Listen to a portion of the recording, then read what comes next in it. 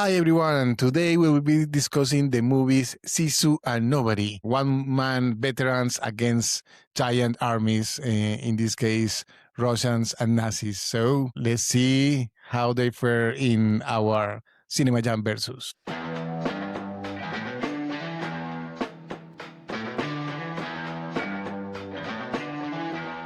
Okay, Johnny, this one's got your number on it. Let's jam. Hi, everyone, and welcome back to another episode of CinemaJam Podcast, a podcast where two friends get together on a regular basis just to watch movies, discuss movies, analyze them, and share our thoughts and comments with you, our viewers and listeners.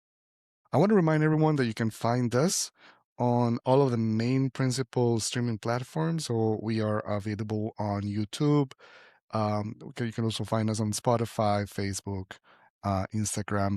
Please follow us, like us, subscribe, and share with us your comments, thoughts, and ideas for episodes, both our main episode in Spanish, the one we do on Fridays, and as well as the versus format that we usually do in the middle of the week. As always, I'm Pablo Velez from Montreal, Canada, and my good friend Sebastian Gomez from Austin is here with me. Hi, Sebas. I'm very good.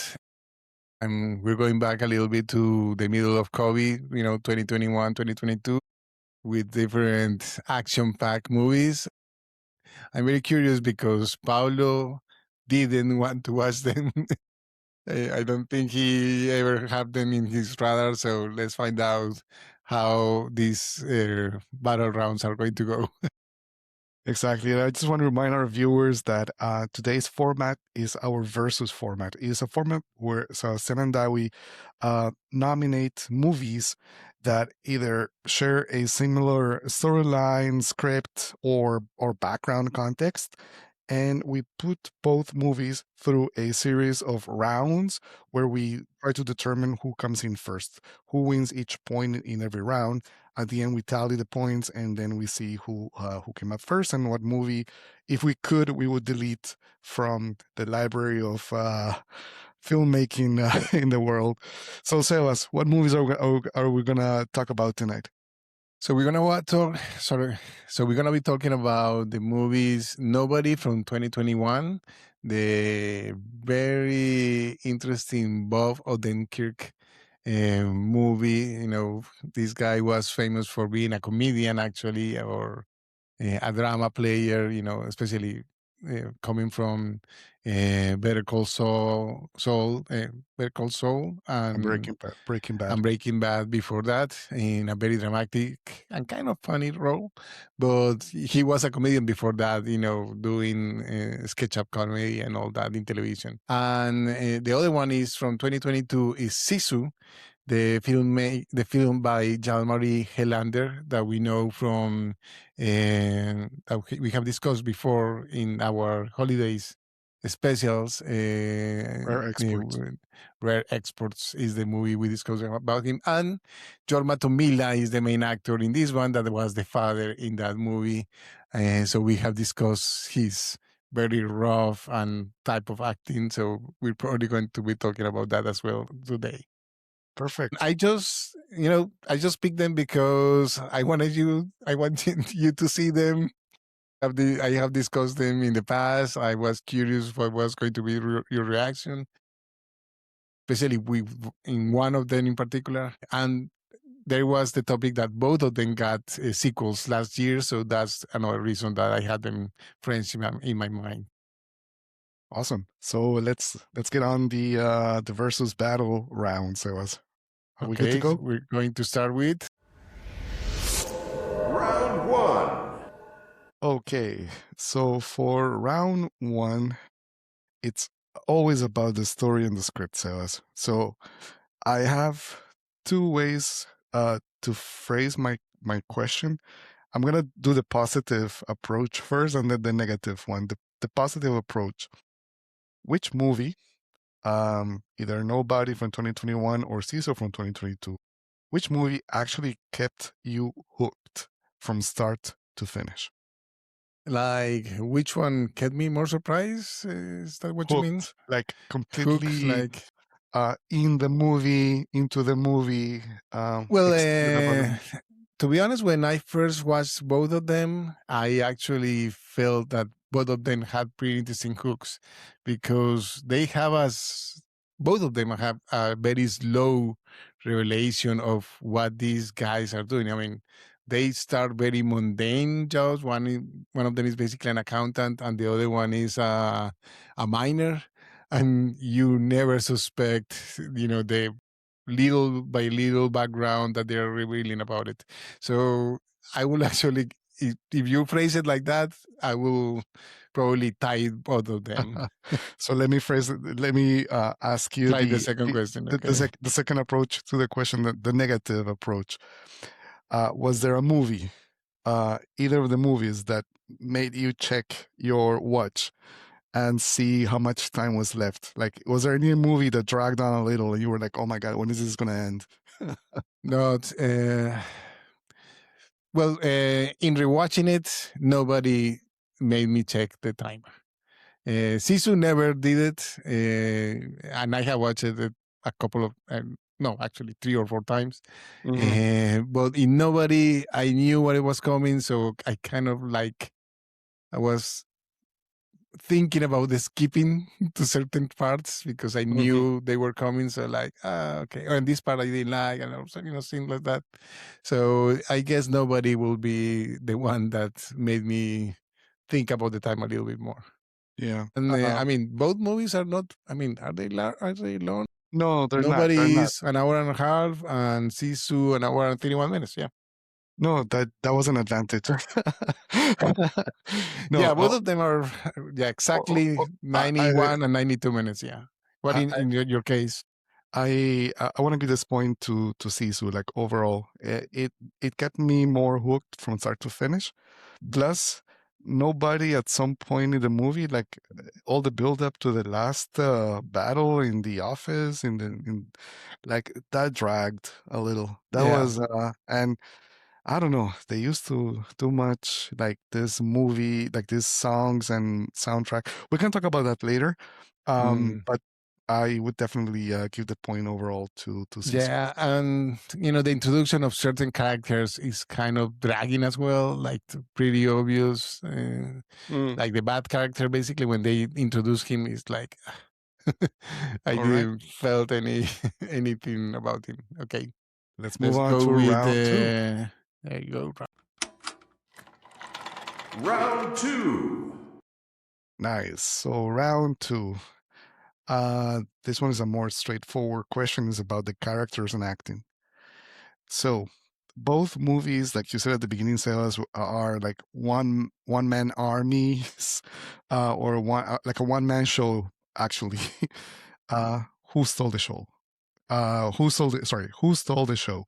Was it Bob Odenkirk as the accountant Hutch Mansell in Nobody, or was it Jorma Tommila as the gold Tammy. digger or miner Atami? I mean, I definitely Tammy. There Same, is, yeah, 100%. it's definitely it's it's hard to describe because basically he only has like 3 words during the whole movie.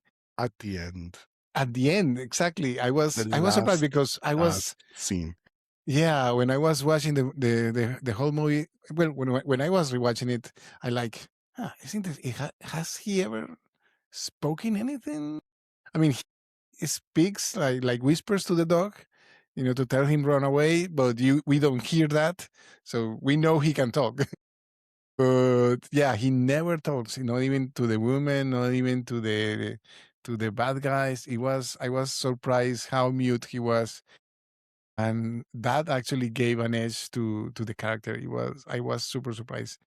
And nobody also starts very, very quiet and all that. I mean, on Hutch, and I really like, how, like the guy sees the tattoo and runs away, and you can feel that there is another common thing about these movies is that it's all about the anger that they have, like from before. like they're trying to live their own life and they find themselves back into it because they cannot contain their well, the term they use in the movie is perfect Sisu, like the white knuckles anger inside of them. So I The that's why that's another the reason I really persistence. like these two together. Yeah. Yeah, like the persistence against all odds, or something like that. So, Yeah, it's a very interesting, the definition of Sisu is quite easy. The white knuckle persistence to not give up or something like that. Yeah. Yeah, like, no, I mean, the main actor, Jorma Tommila, he's amazing in Sisu, and especially, I mean, I've never seen it. Like, both movies are the first time I see them. And my only reference of this actor, Jorma Tommila, was from the movie that we watched, Rare Exports, where he was the the father, father. and he played like a more like a calmer, character, who doesn't like engage, as far as I remember, in much conflict. Like, I don't know, he didn't seem like someone that would be this But action he was hero. very strict, he was very strict with his Yeah, son, but I especially mean, in because they lost Sisu, their he's like, their wife. Yeah. I actually believed that he was larger than life. I never got that from Bob Odenkirk. Is not I'm not Yeah. saying I'm not saying that he was bad. I mean, he was okay, but I don't know. He was never believable that he was like this former special military agent. Yeah. I didn't get that. Auditores, they call it. Yeah, I didn't buy that. Yeah, Did you catch it's almost a cameo of Oni Tomila in the movie, the kid from of Rare course, Exports? the tank driver. The tank driver. Yeah, Yeah. none of the Germans The look German, only by the way. None of the one Germans, on the only nice. none of the Germans look German. Well, They'll that's a good look point. very Yeah.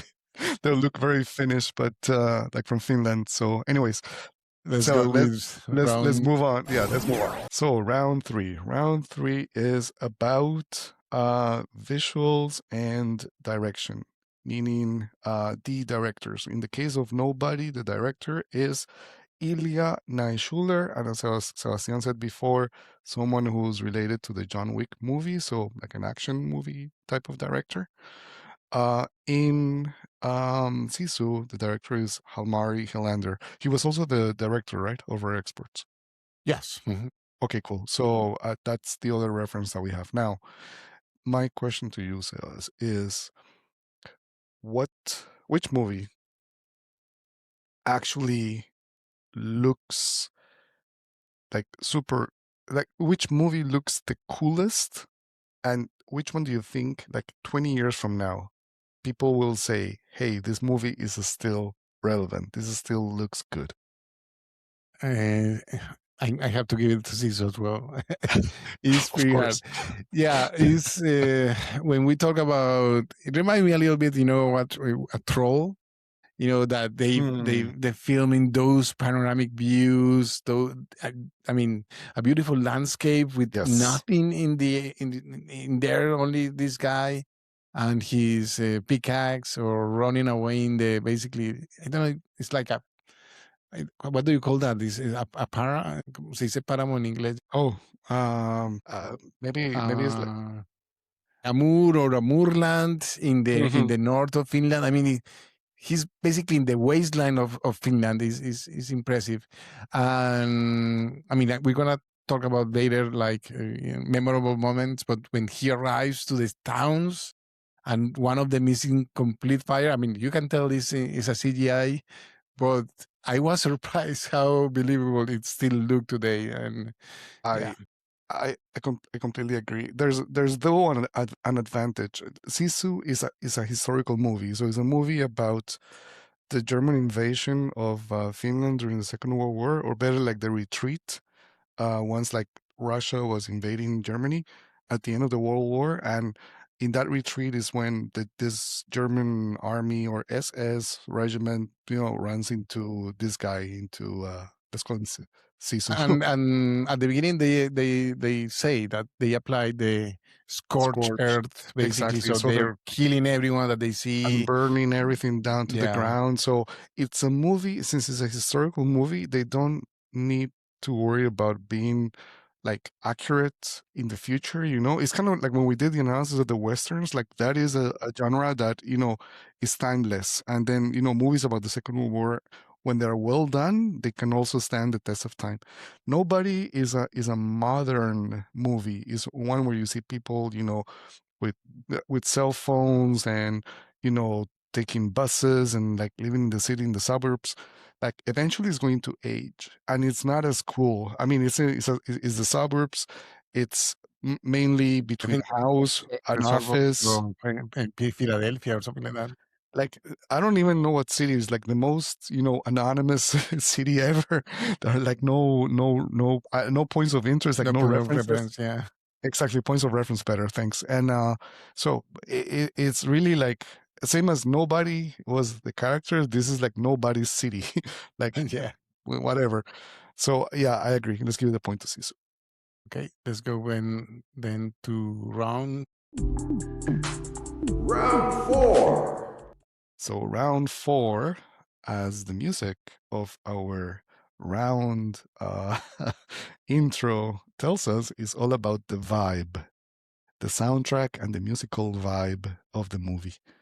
So obviously, one movie used more soundtrack of Spotify-friendly songs, Yeah, they and call it needle drops. They had a lot of needle drops. oh my gosh, honestly, like, and we're talking about Nobodies. No way. So let me. I had a question about which movie actually like did the most, had the most, um, Spotify-friendly soundtrack. But I'm gonna rephrase this actually. Do you think having that needle drop strategy in Nobody helped compared to the bare soundtrack, like to the kind of minimalistic soundtrack that you get in Sisu? I don't know. The first time I saw it, I like it. I enjoyed because there was a good, basically they were like tiny music videos spread out throughout the movie. And but I'm not going to deny that it felt a little overdone the last time I saw it, last night.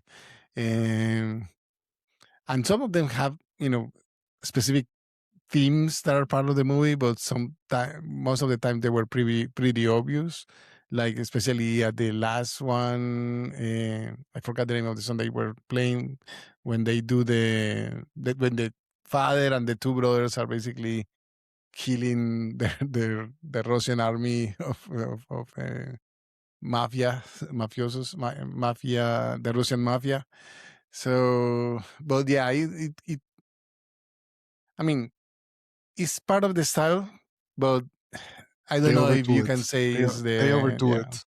I yeah honestly, I like when we were saying about like what movie made me watch, like look at my watch and see how much time was left, was Nobody, and was especially like the build up to the last, battle, and when they start like dropping like different songs every like 2 minutes while people were fighting. I got so bored, Sebas, to be honest. yeah that third act is pretty bad. Oh, I'm not going to deny it. Yeah, you're looking honestly. forward to when this is going to end. Yeah, I mean, from one side you had like this like annoying music playing, and then you also have Christopher Lloyd, like an actor that I really like. I grew up watching the Back to the Future movies yeah. and Doc, Well, and he's having he's fun. I mean, you can tell he's having fun being that action old guy, the father of of Hutch in this movie. But yeah, I know what you mean. well, he's having fun, but we're not. I mean, I was not. I I I don't know. I think the director owes an apology to him, like for putting him to do this. Honestly, no. Uh so the music didn't really help Nobody, correct?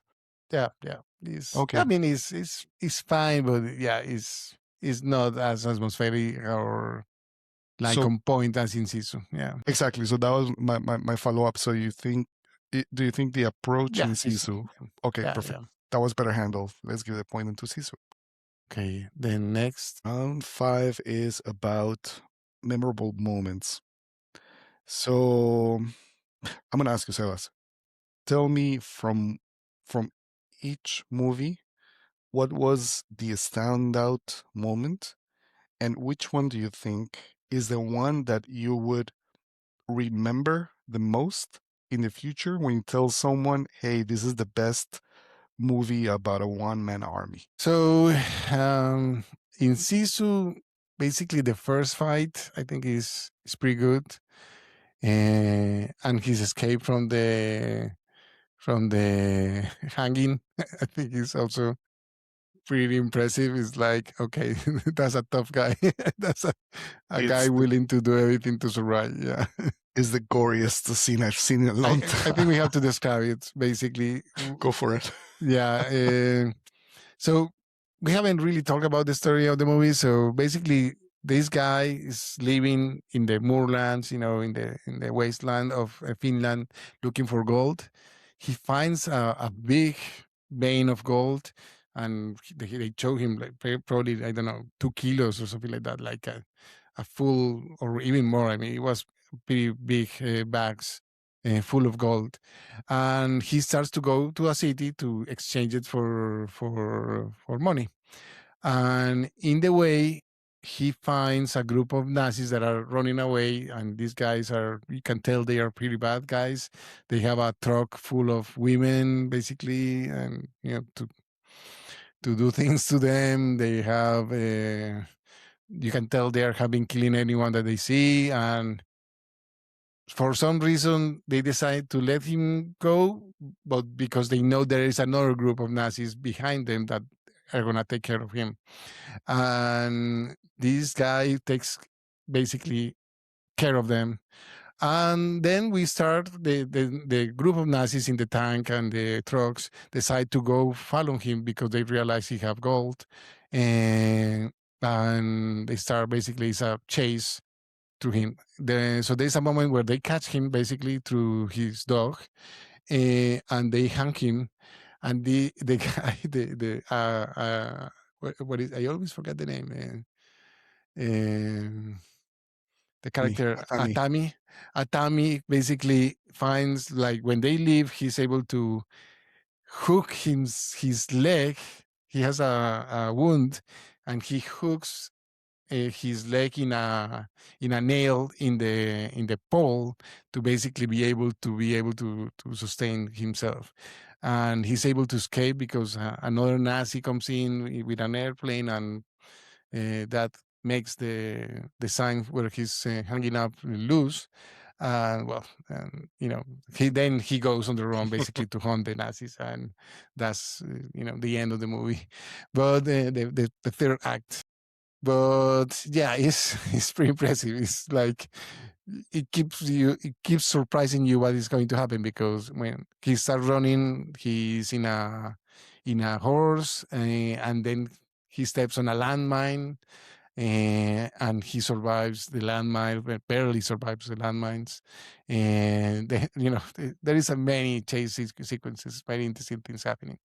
In Nobody is basically the case of Hutch. He lives with his family, a boy, 2 kids, a teenage boy and a young girl, and his wife. And someone breaks in, and he decides to go hunt them, and he realizes it's a family that basically they have a sick daughter, a sick baby, and that's why they were running away. And but he still needs to get that adrenaline out of him, and he starts basically a fight with a Russian group of guys in a Mobsters. Yeah. bus, basically. Yeah, like 5 guys in a bus, that they crash next to the bus, so they get in the bus and start Yeah, basically harassing people, harassing a harassing girl. girl. Yeah, Yeah. they started harassing a girl, and he decides, okay, this is how I'm going to let go of myself. And he says it, I'm gonna fuck you up. I believe him when he said that. He's a very good actor, and that's basically the second act, and the Russian mafia starts going after him and all that. Yeah, And that fight in the bus, it will be, I will say, is the It's the best part best. of the movie. Is the Yeah, best. Is the best part of the movie. I agree. yeah. One of the But reasons yeah, I don't think they were playing like songs all over it like that. It was more like incidental music, I think. So yeah, it was that more helps. quiet. Yeah, You know, I wasn't distracted with this, pretentious wannabe Pulp Fiction, or I don't know. It reminded me of like Quentin Tarantino like trying to copy that like 90s style. Anyways, sorry, you were talking about the memorable moments. Yes. no, no, those basically are those basically the fight. So let I will, the escape from Atami when he's hanged and he has to basically, and yeah, and the first kill of the yes, first group of Nazis, basically, yeah, that was that great. No, that like you the whole don't, you know something's going to happen, but yeah, it's basically even you feel surprised when the way he reacts. Yeah, right, yeah. and then the bus fight from nobody. So In yeah, if you were to pick one of those memorable moments, no, as Sisu. for someone that has never seen an action movie with this type of premise. I mean, if he's, I mean, these are R-rated movies, so uh, keeping that in mind, I will go with Sisu, especially the first fight scene. In Sisu is pretty gnarly, I would pretty actually, I bloody. agree. I also go with Sisu. I would recommend the hanging scene. I've never seen something like that before.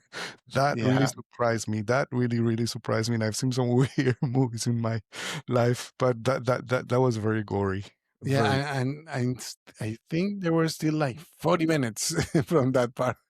Uh, Poof. Let me ask you something. There is a pretty silly moment in Sisu. The ending, basically, he's he hangs up and gets in a plane in the middle of flight. You know what? I felt that, Sebas. Like the moment where for our viewers, basically at the end, the surviving Nazi gets on a plane, piloted by a Russian, I think, and they He's are gonna, trying, yeah, he's run away and he's with running the away gold. Yeah, with the goal, and actually Sisu, using his pickaxe, holds on, latches into the plane, takes off in the underbelly of the plane, and somehow manages to to cut, break the yeah, to break to break the fuselage. Yeah, the hull, the fuselage of the plane, get inside, and then obviously overtake the main villain. But you know what? I loved it. I think it was the most ridiculous like moment in the movie, but it was perfect. and that Never, fight I never lost interest. I was like totally hooked, and I was clapping. I really liked that. Honestly. and that fight with the Bruno is the bad guy in Sisu, Hmm. and that fight with Sisu is with Bruno is pretty gnarly. It's Oh pretty yeah, brutal. I mean, he's has overpowered Atami several times, and in the end, Atami is able to overcome it. uh, overcome him. But yeah, it was one one tough fight for him, so it was pretty interesting. Yeah, okay. So last round Last will be round, go is round 6. round six. Simple question, Sebas. Let's keep it simple. If you had a couple of hours free tonight, like an hour and a half, since both movies are about the same length, Sisu, which one would you you don't need to choose? finish the question. 100%. Sisu, an hour and a half, an hour and 31 minutes. Or watch the second movie actually as well. Okay, maybe that's a good point. There's a sequel. Actually, there's also a sequel for the other one, Nobody, right? yeah, both of them had the sequel last year. Yes, that's why they had I had them so fresh on my mind. And the winner is. The winner by a landslide, 6 points to 0, is Sisu. I think it's the second time in this podcast that we actually have this. The first time happened Really? when when we did the Hateful Eight versus the Good, the Bad, and the Ugly. Right, uh, right. I forgot about it. Yeah. so yeah, Both of you them know, I promoted. Yeah, I, I was expecting a little bit more of these movies, but in the end, Yeah, No, it was fun. It was fun. It was fun to watch. I mean, nobody is okay. It's like a movie that I would watch on a plane. Like that I wouldn't really care, and if I fall asleep, I don't mind. Sisu, I liked. I really enjoyed. I it's really better really did. than expected. And I do suggest the sequel, Sisu Road to Revenge, is not as good, but is also has some very interesting, crazy scenes. Yeah, there is a couple of scenes with a tank and an airplane that are pretty crazy. But nobody too. I don't. I wouldn't suggest it. That one, it wasn't as good, and I really didn't enjoy it.